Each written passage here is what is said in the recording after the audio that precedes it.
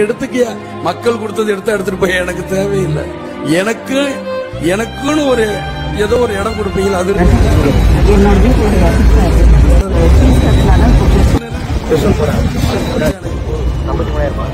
எவ்வளவு பேர் இருக்க?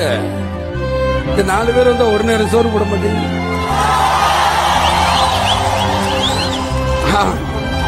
அதுலயே நம்ம இத்தனை ஒரு வீட்டுக்கு நான் போயிட்டு வரக்குள்ள முடிச்சேன்.